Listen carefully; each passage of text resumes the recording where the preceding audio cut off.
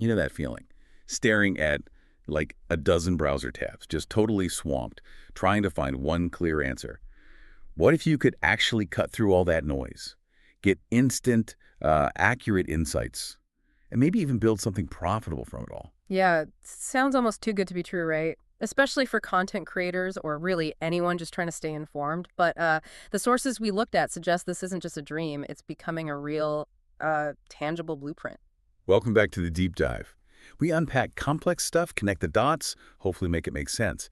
Today we're diving into a pretty big shift happening in online content creation and, yeah, how to actually make money from it. We've got some really interesting sources focusing on Perplexity AI, and they show it as way more than just a fancy search tool. It's potentially a foundation for a whole new kind of content business.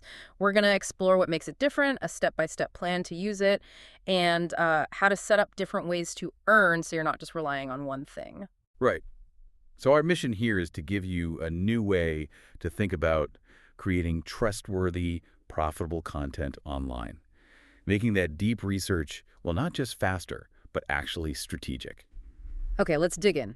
A lot of us, maybe myself included at first, might just see Perplexity as, a better Google, a quick answer box. But these sources, they're saying that View misses a huge, potentially really profitable opportunity. Exactly. Think about how it usually works, right?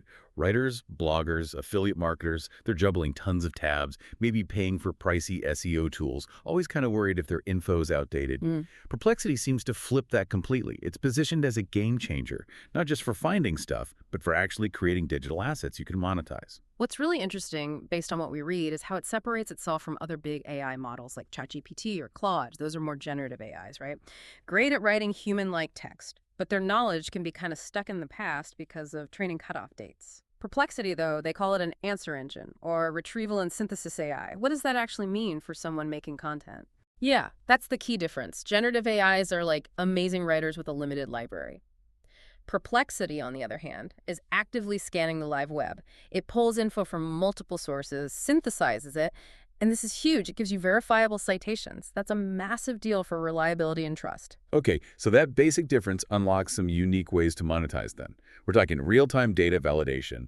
That sounds golden for affiliate marketers who need the absolute latest prices or features. It means your content's accurate, which is going to boost conversion rate. Oh, totally. And the source citations, that's a huge win for trust, especially with Google always talking about EAT, expertise, experience, authoritativeness, trustworthiness, linking out to solid sources. It builds reader confidence. Plus, it sends good signals to search engines. It's like showing your work. And it helps with user intent discovery from live data, too, apparently. So instead of just relying on SEO tools, Perplexity can look at what people are actually talking about right now on places like Reddit or Quora. That lets you find the exact questions and pain points your audience has today, not 6 months ago. Yeah, and my favorite part, efficient research synthesis. Like imagine putting together a big best of comparison article. Normally that's 20 tabs open, hours of copying and pasting data. Perplexity seems to automate what, maybe 90% of that? Spits out structured tables. It's like snapping together Lego blocks of data, makes complex stuff way simpler. The synthesis part, especially for comparisons, sounds like a massive time saver. But beyond just speed, how does that automation really change things for a creator, quality-wise, scale-wise? Well, it lets the AI do the grunt work, right? So you can Right. actually focus on the thinking part. It means knowing what's true, current, and important isn't the hard part anymore. That becomes your edge, that baseline accuracy. That's gold. And there's this offer mentioned in the sources too, a partnership with PayPal and Venmo.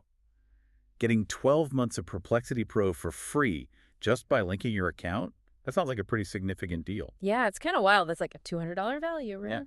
Makes the pro features way more accessible. And it's not just like a minor boost. The pro plan gives you stuff that's pretty critical if you're serious about content creation. You get unlimited Copilot usage. That's their interactive mode for digging deeper into research.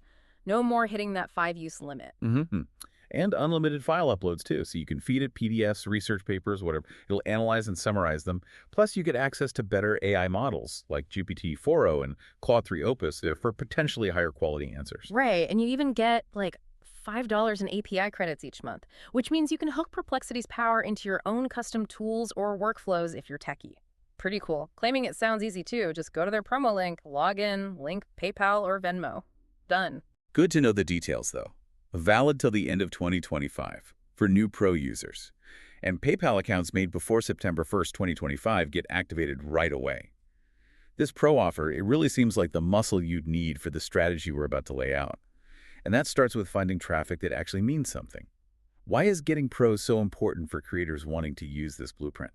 Because you get unlimited access to the advanced tools. It directly bumps up your research quality and speed. It's basically an investment in reliable content. Okay, so let's get into the blueprint itself.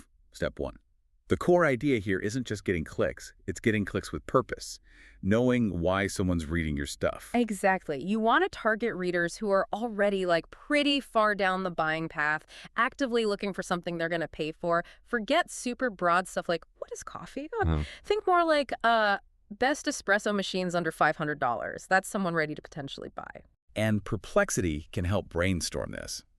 The sources had a really neat prompt example, something like, analyze and list 15 high-potential online content niches for monetization. Mhm. And then ask for a table with the niche, target audience, monetization model, search intent signal, social traffic potential. Yeah, and it gives you back the structured list. Maybe sustainable living with good potential on Instagram, or personal finance showing investment review as a strong signal. It helps you size up opportunities fast. You're looking for that sweet spot, right? An audience you get, a clear way to monetize, and those strong buyer intent signals. So how does Perplexity actually pinpoint those profitable niches better than just, regular brainstorming? Why is it more efficient? It uses that real-time data analysis to quickly find niches with strong purchase signals. Basically, less guesswork for you. Right. So once you have that niche, step 2 is mapping out the actual topics, the specific things that'll draw in those buyers. Perplexity kind of acts like a lean SEO research tool here.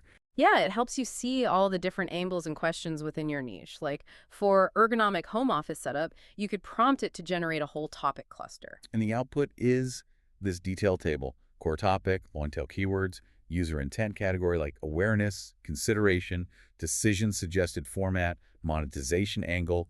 It's super organized. Uh-huh. That's Yeah. basically your content calendar for months right there.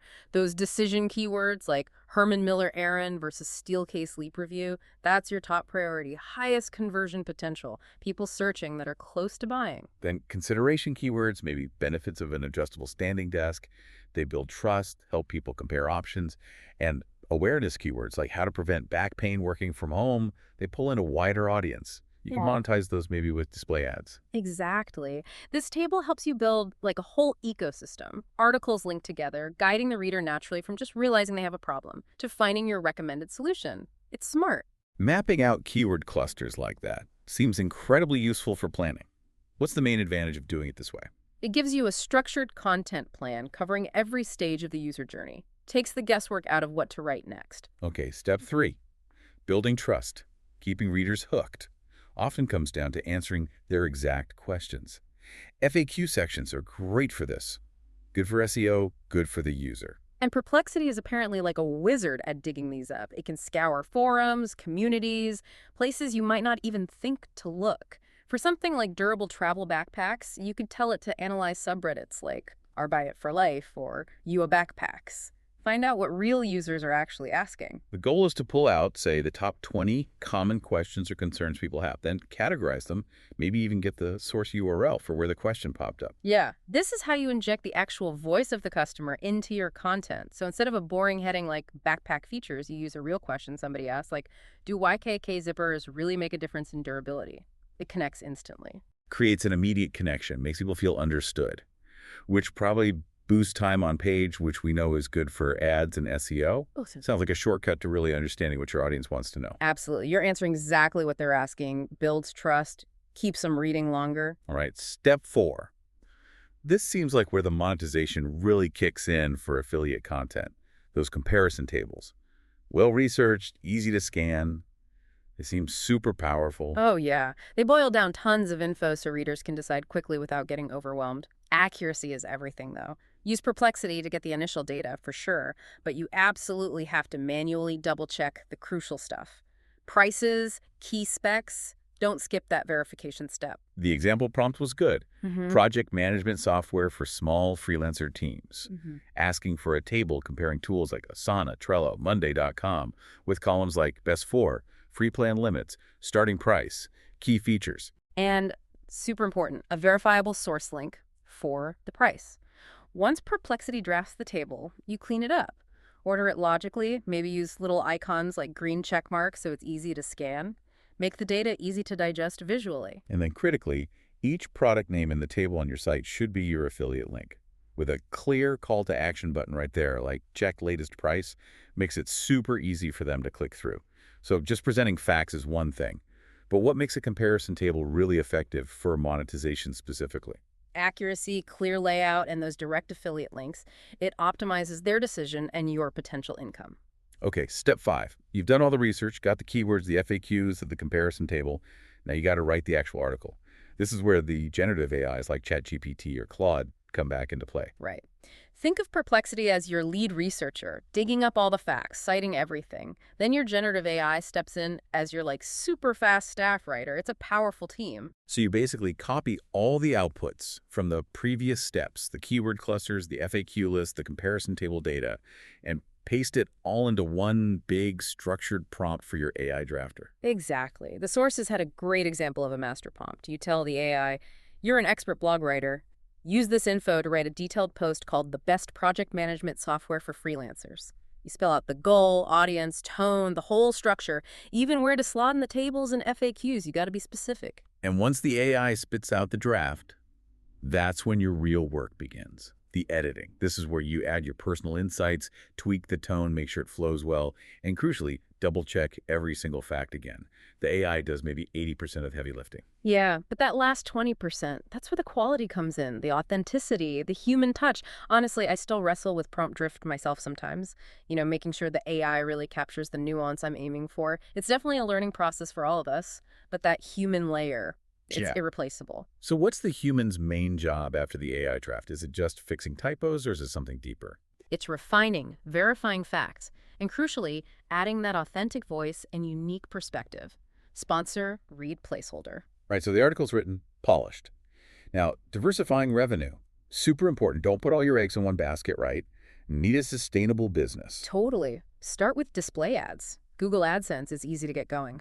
But once you get more traffic, maybe 10,000 to 50,000 sessions a month, look at premium networks, Ezoic, Mediavine. They can often pay way more. Then affiliate marketing, which we've talked about. It's often the main earner for these kinds of research-heavy posts. Amazon Associates is huge for physical products. Share a sale or going direct to brands works well for software digital services. Yeah, think specific, like Booking.com if you're writing about travel, Safety Wing for nomad insurance, Wise for international money stuff. Those examples show how targeted you can get with affiliate partners that really fit your content. And then, maybe the most critical part long-term, lead magnets and email marketing. Your email list. That's your most valuable asset, period. Offer something genuinely useful for free. Like that example, a Bali honeymoon budget planner spreadsheet in exchange for their email. Right. Then you nurture that list, send them helpful stuff, new articles, maybe future affiliate deals. Eventually, you could even sell your own courses or products. It's about building a real relationship, not just one-off clicks. So pulling back, what are the main ways to really diversify income online, not just relying on one thing? Use display ads, strategic affiliate links, and build that valuable email list using lead magnets. Okay, great content needs eyeballs. SEO takes time. So you need ways to get traffic flowing sooner. And this is where Pinterest can be amazing. Seriously, don't sleep on Pinterest. It's not really a social network like Facebook or Insta. It's more of a visual search engine. Super powerful for niches like travel, home decor, food, fashion, anything visual. The strategy mentioned is creating like 5 to 7 unique pins for each blog post, using good vertical images, text overlays, and each pin should hit a different angle of the article. Exactly. For that Bali honeymoon post, you could have a pin about cost. Bali honeymoon under $1,500. One about the experience, amazing Bali private pool villas, another about planning, 5 mistakes to avoid when booking Bali. Each visual targets a slightly different search or interest. And the cool thing is, Pinterest traffic can apparently show up way faster than waiting for Google rankings. Plus, pins stick around. They can drive traffic for months, maybe even years. Totally. And beyond Pinterest, remember Reddit, find the right subreddits. Don't just drop links, though. Actually help people, answer questions, then share your article if it's genuinely relevant. Provide value first. Same idea for Facebook groups. Be an active member, build some rep, then share useful stuff. For creators just starting out, needing that initial boost, why is Pinterest so effective? It's a visual search engine driving faster, longer-lasting traffic that nicely complements your long-term SEO efforts. Now, using these AI tools, it comes with responsibilities. The sources were clear about pitfalls to avoid if you want to build something ethical and sustainable. Yeah, the absolute biggest mistake. Copying without verification. Never ever just trust what the AI spits out blindly. Always double check critical stuff, prices, specs, dates. Your credibility, that's everything. Lose that, and you're kind of sunk. Another one, ignoring the human element. Hmm. Articles that are just dry data, no story, no personality, they're forgettable. People connect with stories, experiences, a real voice. You got to inject yourself into it. Hmm. Also, avoid focusing only on traffic numbers and ignoring the intent behind the traffic. 1 million views on a purely informational post might make less money than 1,000 views on a targeted review post where people are ready to buy. Focus on content that solves a problem and helps someone make a decision. And super important, failing to update your content. Things change. Yeah. Prices go up. Products get discontinued. You got to schedule time, maybe quarterly or twice a year, to review and refresh your most important articles. Keeps them useful for readers and good for SEO too. And lastly, just be upfront. Lack of clear disclosures is bad. Legally and for trust, you have to clearly state when you're using affiliate links. Just be transparent about it. People appreciate honesty. So, out of all those potential mistakes, what's the most critical ethical point for someone using AI in their content? What's job number one? Always verify the AI's output. Maintain your credibility. Earn your audience's trust. Period. So this is where it gets really interesting, I think, the whole online content game. It's not just for people with tons of time or huge SEO budgets anymore. The edge now seems to be with those who can skillfully blend that real-time, accurate AI research, like from Perplexity, Yeah. with genuine human storytelling and building trust. Yeah. It's about using generative AI for efficient drafting, but then layering on your expertise. And then being smart about driving traffic, maybe using visual platforms like Pinterest to get started. You don't have to build an empire on day one. Just start small. Pick one niche, right? One really solid, well-researched, monetizable piece. Learn from it, tweak your process, then do it again. It's not just working smarter, it feels like. Maybe the actual future of how profitable content gets made, Yeah. empowering more people. Whoa. Yeah, imagine scaling this. Really understanding what people need globally. The potential to give super helpful, accurate answers to billions of questions. That's kind of mind-bending when you think about it. The potential impact is huge. What really stands out to you after hearing all this? We hope this framework, using tools like Perplexity AI, gives you some concrete steps, a way to transform how you create content, make it more strategic, and yeah, hopefully more rewarding too. This whole deep dive, it really hammers home the power of just knowing things accurately, doesn't it? Go check out that Perplexity Pro offer if it makes sense for you. Play around with a niche, start building something. The tools are definitely there. Thank you for joining us for this deep dive into AI content monetization. We'll be back soon exploring another fascinating topic. Until next time, keep bigging, keep learning, and keep creating. Out to your own music.